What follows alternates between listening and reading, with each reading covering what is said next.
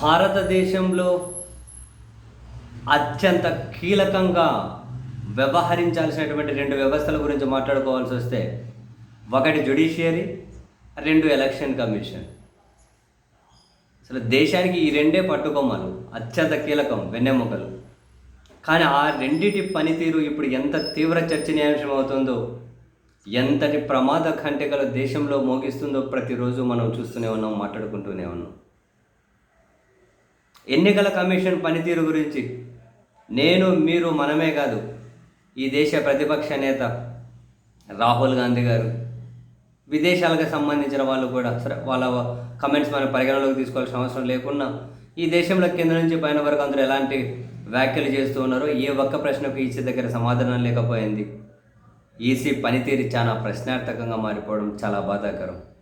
And judiciary గురించి నేను, మీరు ఎందుకు అందరూ మాట్లాడుతున్నారు. దేశంలో కొన్ని రోజుల కిందట దుష్యంత్ దవే లాంటి పేరెన్నిక కన్నా దశాబ్దాల అనుభవం కలిగిన సుప్రీంకోర్టు బార్ అసోసియేషన్కి మాజీ ప్రెసిడెంట్ కూడా అయినటువంటి తను చేసిన వ్యాఖ్య అప్పుడు మాట్లాడుకున్నాం. మీకు మరోసారి గుర్తు చేస్తా. ఏమన్నారు ఆయన? Every chief justice who assumed office has failed the judiciary.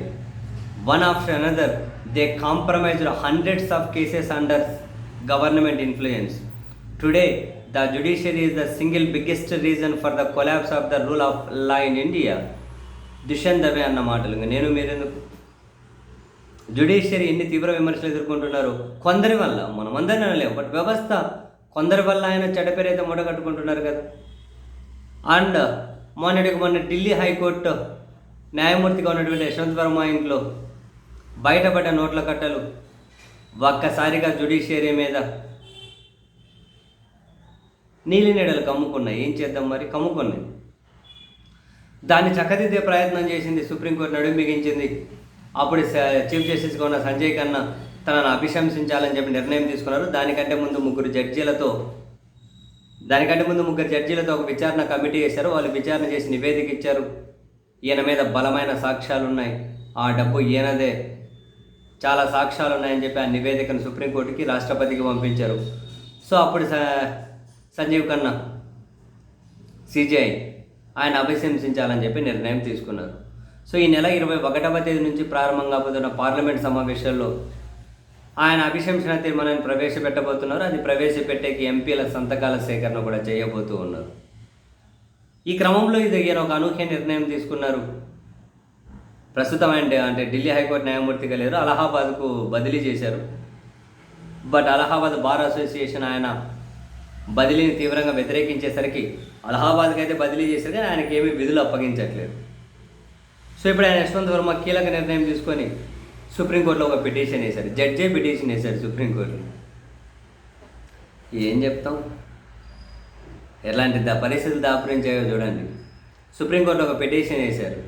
వేసి అప్పుడు చీఫ్ జస్టిస్ ఏకపక్షంగా నిర్ణయం తీసుకున్నారు నన్ను అభిశంసించాలని. ఆయన నియమించిన ముగ్గురు జడ్జీలని కమిటీ కూడా నిష్పక్షపాతంగా విచారణ చేయలేదు. ఒక జడ్జిగా నాకు సంక్రమించిన రాజ్యాంగపరమైన రక్షణను వాళ్ళు విస్మరించారు. ఇవన్నీ పరిగణలో తీసుకొని నా వాదన వినండి.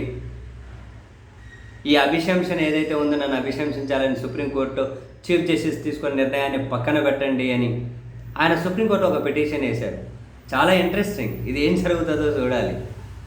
అయితే ఇప్పుడు పార్లమెంట్ అభిశంసించాలని చెప్పి నిర్ణయం తీసుకుంది కాబట్టి ఆ నిర్ణయాన్ని వాయిదా వేయించడం అనే ఒక స్ట్రాటజీ దాగి ఉంది ఇందులో. సరే, ఆ స్ట్రాటజీస్ కదా పక్కన పెడదాం. ఇప్పుడు హైకోర్టు జడ్జి సుప్రీంకోర్టు జడ్జి నిర్ణయాన్ని ఛాలెంజ్ చేసుకుంటూ సుప్రీంకోర్టులో పిటిషన్ వేసి విచారణ చేయండి అని చెప్పి అడగడం చాలా అనూహ్య పరిణామం. యాక్చువల్గా ఆయనంతగా ఆయన రాజీనామా చేసి వెళ్ళిపోయినట్టే నైతికంగా ఉండేదేమో. కానీ ఇప్పుడు ఏకంగా ఆయన ఫైట్ చేయాలని నిర్ణయించుకున్నారు. సరే, ఫైట్ చేసి ఆయన హక్కును మనం కాదనకూడదు, ఫైట్ చేయనియండి. న్యాయ వ్యవస్థ ఎలాంటి పరిస్థితుల్లో ఉందో చూడండి, అందులో కొందరు వ్యక్తుల వల్ల. మరి ఇంకా ప్రజల్లో చర్చ జరగకుండా ఎక్కడ ఉంటుంది? చూద్దాం పార్లమెంట్ సమావేశాల్లో ఏం జరుగుతుందో. అంతకంటే ముందు సుప్రీంకోర్టు ఈ పిటిషన్ని ఏం చేయబోతోంది?